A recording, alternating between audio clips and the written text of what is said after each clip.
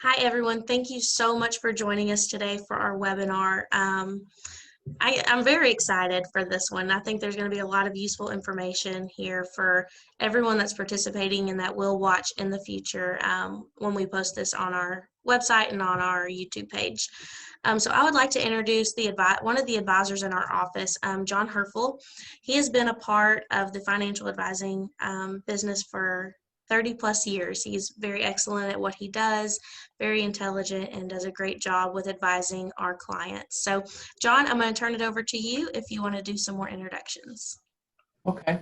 Caitlin, thanks so much for getting this all set up for our clients and guests as well. As Caitlin mentioned, I've been in the business for a little over 30 years. Most of what I've learned is not out of a textbook or a computer screen, but by actually sitting down with people like our expert from out of town, Roberta, and learning, and also learning from those of you who are out of the audience as well too. It's not a surprise that most of the folks that have joined us today have been either in the teaching field or administration field or both and so forth. So I welcome you to today's program on some Social Security insight. The program was brought to us by our regional vice president. His name is Derek Faust. Derek is a graduate of Ohio State University. He and his wife are big sports fans. They live in Oklahoma City, Oklahoma, with their 2 dogs. Anything you want to share with us, Derek, this morning? Well, I did go to Ohio State, but I have to say I don't necessarily root for them, which people like me to say that. So I wanted to put that asterisk out there. My wife does, but yeah, no, happy to be here and happy to share some knowledge here on Social Security today. So looking forward to it. Right. And there'll be some time for some questions and answers at the end of our program. And if you go a little bit over, just let us know, Derek or Roberta. That's really not a problem because there's usually a lot of interest. I forgot to mention Derek has over 6 years of experience with his respective company, which is Nationwide. And today, Nationwide is going to be, just like every day, is going to be on our side today. Speaking of on our side, our special guest speaker is Roberta Eckert, Vice President with Nationwide Retirement Institute. Just a little bit of information about Roberta is that she has more initials than anybody else we've ever had on our webinar cast and so forth. So that means you're probably a very important person. Well, I have too much time on my hands. And that you have been known to stimulate the thinking and actions of professionals as they navigate the changing world of retirement planning, and annually addressing thousands of in the retail public. It says that you customize your sessions to meet the needs of each group. So thank you for doing that for today. The way you present yourself is very engaging with a message that's been able to prove the ability as a business professional, assuring top-notch engagement. As I mentioned earlier, you are also with Nationwide. You've been with the company for a little over 8 years. You graduated from Franklin and Marshall College with degrees in economics and Deutsch, German. And in addition to holding a certified retirement planning counselor and all these other designations, you also are licensed for the Series 24, 766, and 63. So you're a licensed expert as well too. A little bit of personal information. I understand, Roberta, you and your husband Dane have 2 children, one named Andrew and Julia, an assortment of pets, including a noisy parrot by the name of Beauregard, I think. Yep. And then I understand, Roberta, you're a supporter of wildlife conservation and something called Operation Incubation, a charity created by your daughter to fund of incubators to developing countries to help reduce the premature infant mortality rate. Wow. So without further ado, Roberta. Thanks everybody. Derek, we're doing a sound check. Can you hear me okay? Although I see you're on mute. Who's not on mute? Everybody's on mute. Derek, take yourself on mute. Tell me if you can hear me. Great. Good. Yep, hear you perfectly. so much for joining us on a Friday afternoon. I'm not sure exactly. I got a little weather report from Hot Springs and a weather report from Oklahoma City. So I think it's probably easy to say that regardless of where you are, it's probably kind of gray and rainy and cold or some variation thereof. So thanks so much again for joining us for today. So at Nationwide, we have a group called the Nationwide Retirement Institute, and we are a department of Nationwide. What we have done was, or what we do is, as John mentioned, a lot of speaking. So each one of us out in the field speaks to thousands of folks every single year. And we think that's very helpful to you because we know what kind of questions you might have as we go through this program. The other thing is another part of our unit does a lot of research, a lot of polling, and a lot of surveys. So we also know that people have a lot of questions about the topics that we have created. So for example, healthcare costs, we've got a program on that. We've got one on Medicare. We have one on tax efficient distribution once you're retired, and we have one on clearly Social Security. And so that's what we're going to talk about today. And what we found out through our research is that left to their own devices, many people claim Social Security as early as they possibly can. And I know you've told your kids this once, if you've told them 100 times. Just because you can doesn't mean you should. And although we're not here to tell you what you should do, meaning you should claim at 70 or you should claim as early as possible, what we do want to provide you with is some food for thought and some things to be thinking about as you navigate that decision. So as we go through today's program, we're going to touch on these three things. You'll notice I'm going back, there we go, that we titled this particular series, The Choice of a Lifetime. And the reason we did that is we realized that left again to their own devices, people can leave thousands, if not hundreds of thousands of dollars on the table over their life expectancy by just saying, you know what, I have access to a stream of income, I'm going to go grab it. So that's really what we're going to explore today. We're going to pivot and look at some of the basics. And then we are going to talk about this last bullet point, which is kind of obscure, and it says managing the discussion. Well, what does that mean? What that means is this. I would not feel like I was doing you a real service if I went through all this stuff, even if we had all afternoon to talk about Social Security.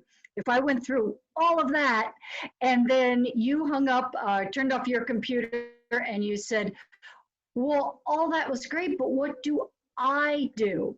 And so what we have been able to do in a partnership with John's firm is we are able to create a report for you that customizes the choices that you have. Now, this report is confidential. We do not want to see your Social Security number. We do not want to see your Social Security statement most of the time. John is the one that will be the linchpin to all of this. And it also costs you nothing. But this is hugely helpful to a lot of people because what it does is say, okay, we've sorted through those 2,400 Social Security claiming options. We've discarded the ones that aren't relevant to you, and we've been able to create 4 different pathways that you could select from when it comes to your own claiming. So that last bullet point goes through what a sample report looks like. Now, as we get going, let's start talking about the choice of a lifetime. And I'm going to take myself off the screen or off the videos so that you can concentrate on this screen here, and also so my bandwidth doesn't get a little quirky.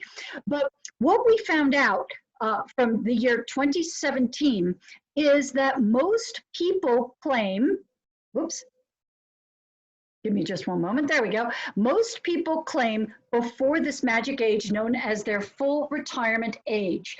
Now, let me kind of distill this slide a little bit. If you looked back at 2017 and you are aware that the earliest you could claim your Social Security benefits, for the most part, is age 62, the minute the candles were blown out on the birthday cake for 31% of the folks that turned 62.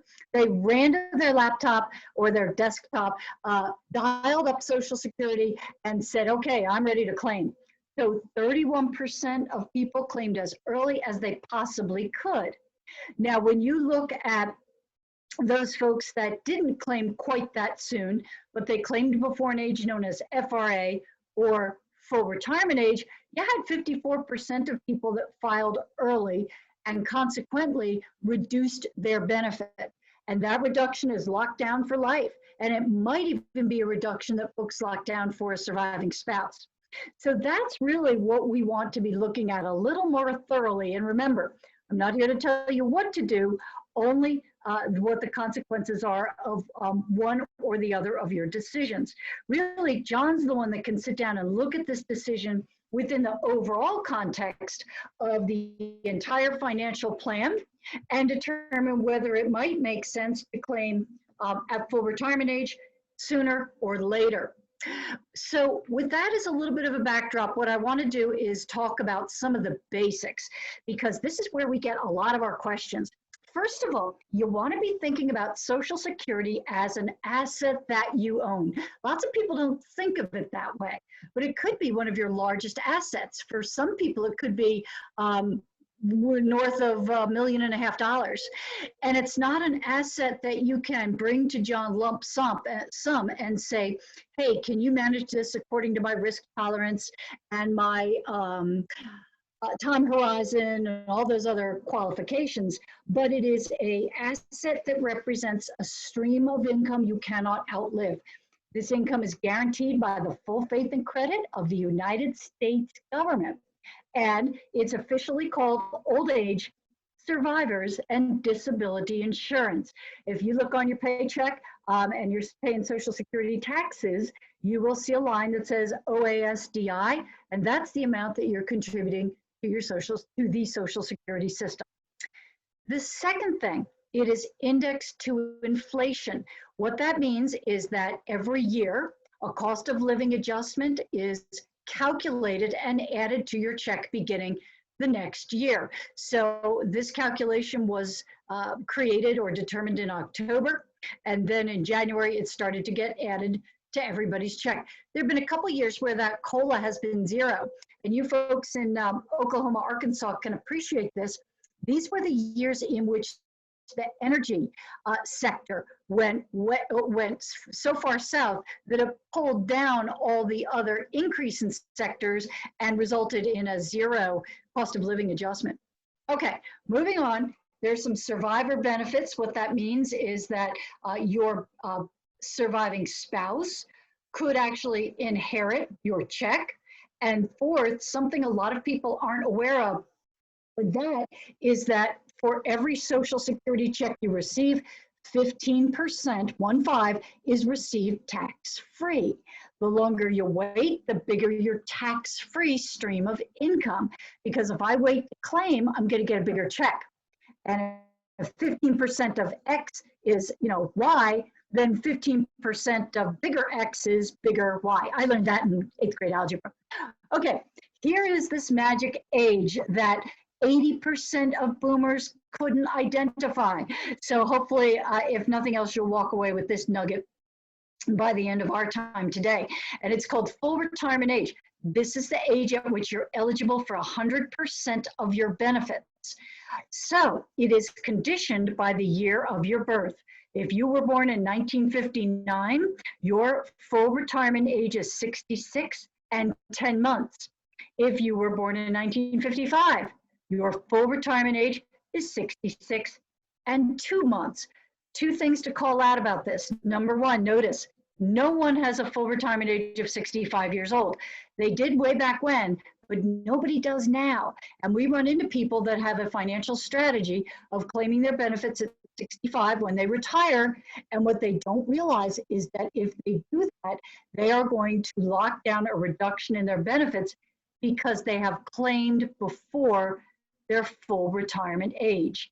Your full retirement age is 66, pardon me, 67, or it falls somewhere between those two ages. Notice also, Nobody has a full retirement age of older than 67. All right. There's also something called primary insurance amount.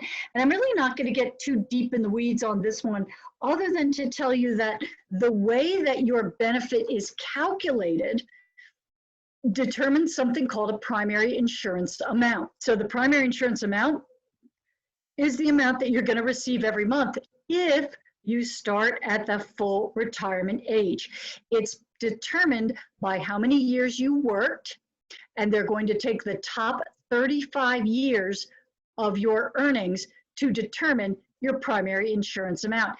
If you worked for 30 years, they need 35 years worth of information, and so they're going to put zeros on 5 of those lines to come up with 35 years worth of data.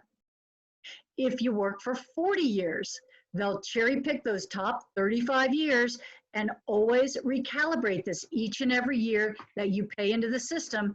Every year, they're going to recalibrate your primary insurance amount because you have 1 more year of earnings into the system that they can consider.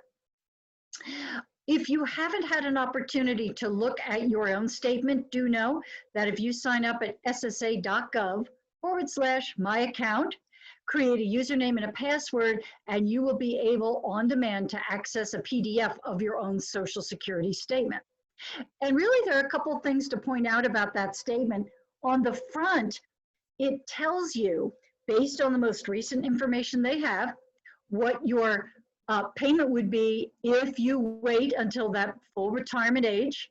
On the inside, it gives you 2 other numbers, and that is what happens if you file at 62, that's the bottom line, and what happens if you wait until 70, and that's the middle line. And you can make a comparison and see what you potentially might be leaving on the table month over month, year over year, if you claimed earlier than 70.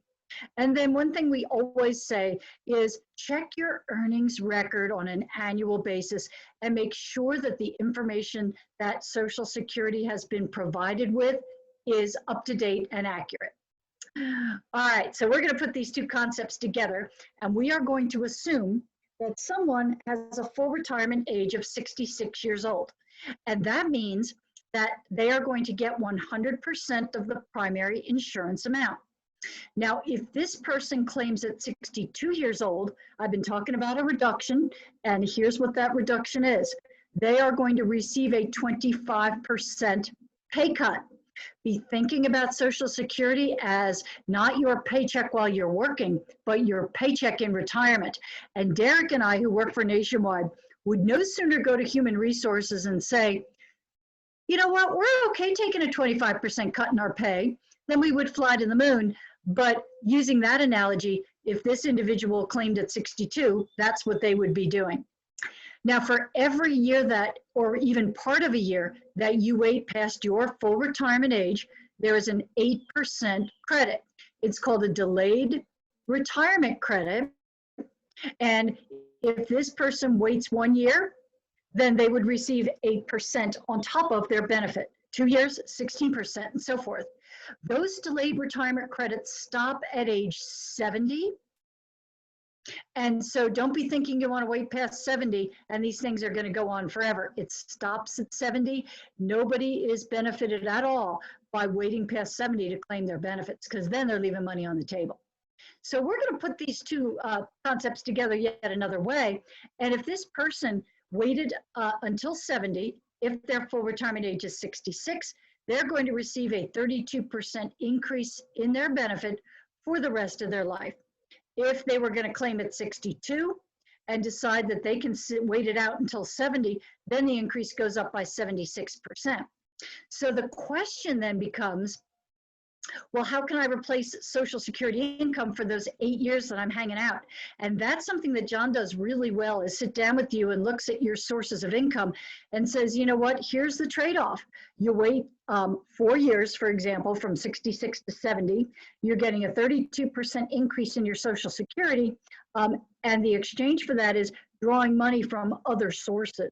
And research shows that in some cases, that can actually increase the length of your portfolio. But again, I'm not here to tell you what to do. It sounds like I'm advocating that. I am advocating not leaving money on the table if at all possible. And you also want to consider that there are different rules for different scenarios. I mentioned earlier, there are over 2,400 different Social Security rules. And I'm just going to highlight a couple for our purposes today. If you are married, you might be able to claim a benefit off of your spouse, but do know that you can never claim more than one benefit at a time. You can't add them all up or stack them up. So I'm either going to be able to claim my own benefit or one off of my spouse, but I can't stack them up or add them up. If I want to claim a benefit off of my spouse, I would be eligible at 62.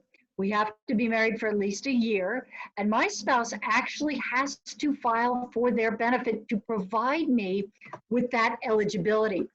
And the amount I would be eligible for is up to half of their primary insurance amount. Or put another way, the amount that they would receive at their full retirement age. I do not get a piece of those 8% credits. Now, it could be that based on my own work record, if I stepped out of the workforce to raise a young family and went back in part-time and so forth, it might be that the earnings history that I have would result in a check that is not as much as half of my spouse's primary insurance amount. So that's why we always say, take a look at everything you're eligible for, because Social Security will give you the bigger of the two, but you want to make sure that you do make that comparison. If my spouse passes away, based on how long we were married, I could receive a surviving spousal check. And that check now, instead of being half of what they were getting, it's essentially the whole thing. So if my spouse passed away and had claimed or even hadn't claimed yet, I might still have eligibility for a surviving spousal benefit. And this time, instead of half, I would basically be getting what they were getting. If my spouse was receiving a check for $3,000, I would step into their shoes and just take over that check. Remember though, I can't take more than one check at a time, so I would be giving up maybe the check I'm drawing off my own work record, or I'd be exchanging the spousal check for this, but that is something that you do want to consider. There are also rules surrounding divorced spouses. The rules say that if you have been married for 10 years and now you're divorced, then you could claim off of your former spouse. And the amount that you would receive is exactly the same amount as if you were still married. So if I met these conditions, we were married for 10 years, now we're divorced, I could claim a benefit or a divorced spousal benefit, which, remember from a couple of slides ago, is the half of their primary insurance amount. If my former spouse passes away, then I might even be eligible for ex-spousal survivor benefits. Social Security doesn't track divorce information, so we always tell people, stay on top of that if you think you might fall into this category, because they're not going to track you down and say, hey, Harvey passed away. I know you were married for 10 years and you're not married now. They're not going to do that. So you really want to be on top of that if that fits your specific situation. So with that, little bit of background on some claiming rules. We're going to turn our attention to the report. When I do this presentation, and I sometimes do it for an hour, this is where people say, wow, Social Security's got a lot of moving parts, and that is very, very true. And I think part of the benefit of having a opportunity to cut through all of that is great, because again, what we can do is look at all of those 2,400 rules, discard the ones that don't fit your situation, keep the ones that do, and create 4 different pathways for you. Now, this is what that cover sheet would look like. John is, again, the linchpin to all of this, so he would get that created for you. It's created through a questionnaire that he's waving in front of his screen. I've got a screenshot for that too, John, so thank you for saying that. And I'm going to pull out just a couple of pages from the report. One I think is kind of helpful because it shows you at a glance the 4 different claiming options. The one on the left is the one that's going to generate the most money for you if you're married, divorced, married and then got divorced and then remarried, survivor, whatever it is. It's going to show you the amount of money over your life expectancy or your joint life expectancy if you're married. The one on the right, that gray bar, shows the amount of money you would receive if you claim as soon as you possibly can. And those 2 middle bars, this is one we created for a husband and wife. The 2 middle bars show what the impact would be if each of them claimed at their full retirement age. In other words, didn't get any credit, but didn't leave any money on the table or get reduced benefits either. And so you can see what that looks like. Notice that the blue line and the gray line are real close to each other. So I thought that was significant to point out. Now, for each one of these 4 options, there are 3 bits of backup information. And I'm going to stick with the option on the left-hand side and just go through that one for our purposes today. First, it's going to tell you what to do. I'm not going to get too granular, I guess, about what all of this means, other than to say that it will say, okay, Jim, you do this at such and such age. Linda, you do this at such and such age. And this will eliminate any misunderstanding in terminology between you and the Social Security folks. And I'd love to tell this story if you will indulge me for just a minute. John mentioned that I have a German degree, and by pure coincidence, my sister, we all studied German in high school and college, and my sister ended up marrying a German guy. And the marriage lasted for 23 years. It didn't last. They're still good friends. She moved back to the US. But when they first got married and started dating, he spoke very rudimentary English.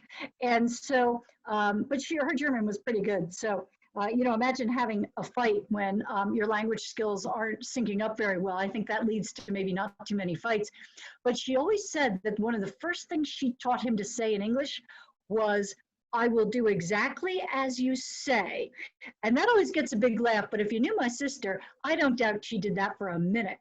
Now, why I like to tell that story is because you want to make sure you are speaking the Social Security language. And by doing this, they will do exactly as you say. So that's one piece of information that your report will tell you.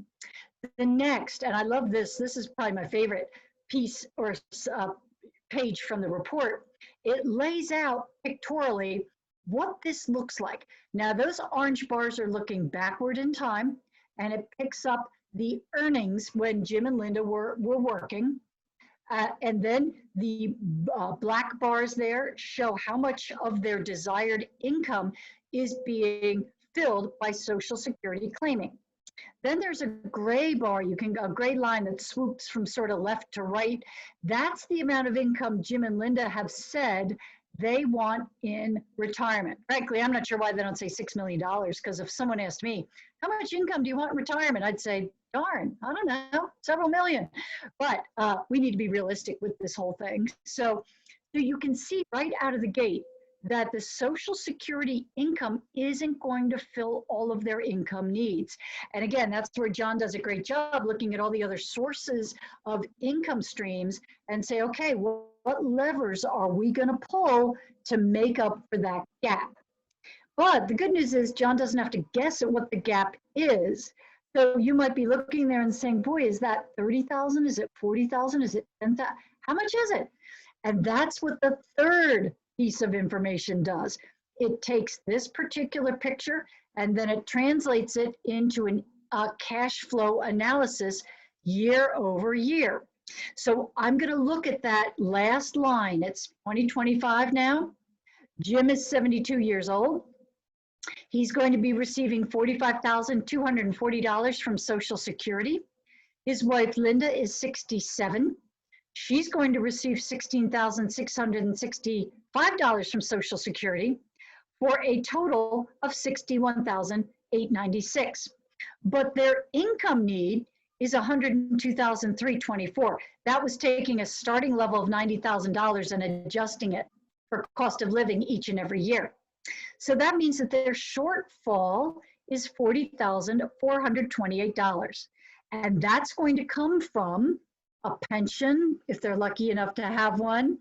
It's going to come from personal assets, personal savings, their IRA, their investment portfolio, their inheritance from Aunt Mildred. Hopefully they invited her over for Christmas dinner. Whatever it is, that's the number that needs to be filled in order to meet their income needs. So it's very straightforward, enough information, but not too much. And then you can compare that against the other three scenarios. Now, how do you get your report? John was waving the form in front of you, but pretty easy. In fact, John can send you a PDF of this. All you have to do is fill it out. It might take 10 minutes at a maximum. It's a good idea to have your most recent Social Security report in front of you. But again, we do not want to see it. Don't include it. So you would fill that out, you send it to John. I said twice already, he's the linchpin. That's how our legal folks want it. And then he will receive that report. So just a couple of pages there. You're not going to fill this top part out. This is where John's going to fill that out with his information. But then we're going to ask you what your first name, last name, your marital status, your date of birth, so that we know then what your full retirement age is. Some other questionnaires of this nature will ask what your full retirement age is. And remember, 80% of baby boomers don't know that. So we're not going to leave that to chance. We're going to actually ask you for your birth date.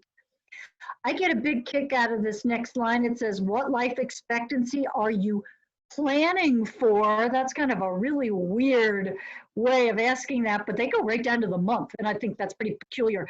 The reason they ask that is if you've got a long life expectancy history in your family, you might want to put some numbers in there that are later or longer than average life expectancy.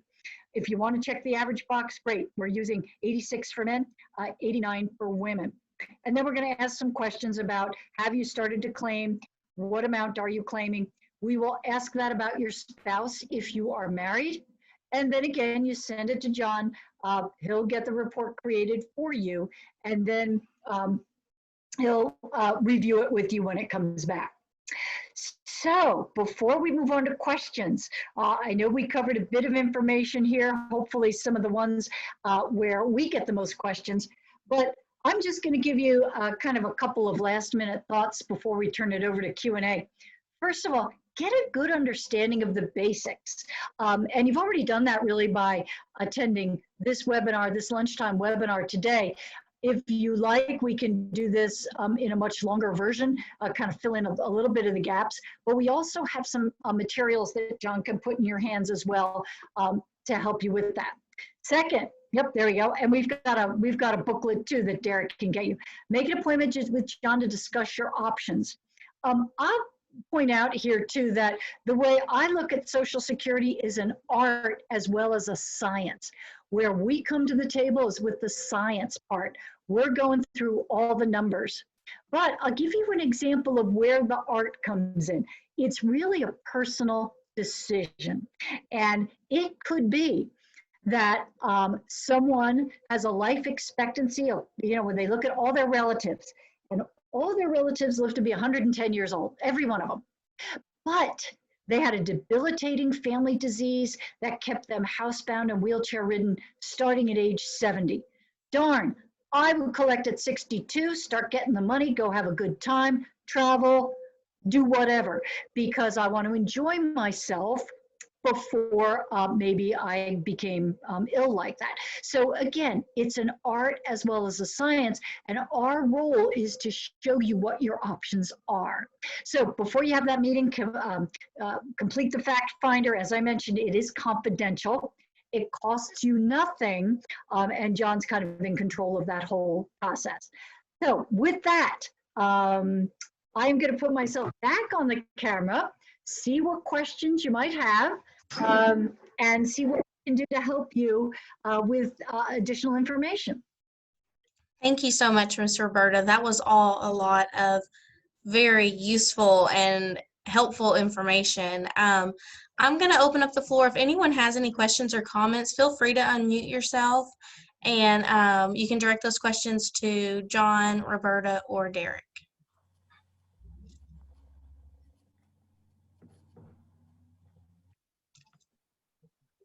I'll kick us off. This is not really a question, but just a comment. And Roberta already mentioned the word free. So I can help you fill this out just over the phone. You don't have to come. I could also put in your hands something else that's free, which is this little booklet. It's called What Every Woman Should Know. And it's basically what every woman should know about Social Security. But I can guarantee you, when I passed this to my wife, she passed it back to me. I read it, and I learned a lot about it. Okay, I can pick this up again, and I'll learn something that I didn't discover 2 or 3 years ago. Okay, because there's always a changing aspect with Social Security, and people's situation just change with life events as well too. Okay. Oh yeah. So. Does anybody have any general questions for Ms. Roberta? If you have any specific ones, you can just address them with me, okay? And Laura, my office partner, is very capable of addressing some of these items and issues, even including guiding you through the government website so you can get your own report, okay? I'm going to add something else, if I may, because we do get this question from time to time.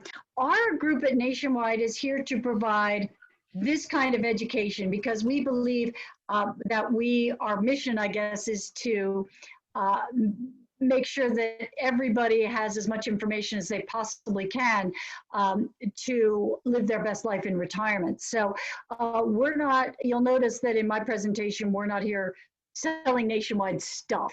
So really this as well as the other presentations we do, including, by the way, John, on women and retirement. So I'm glad you pointed out the Social Security booklet, but that's all created so that we can work closely with our financial advisor partners on providing you with this kind of education. Thank you for that, Ms. Roberta. I'm going to give just a couple more seconds if anyone has, pardon me, if anyone has any questions or comments.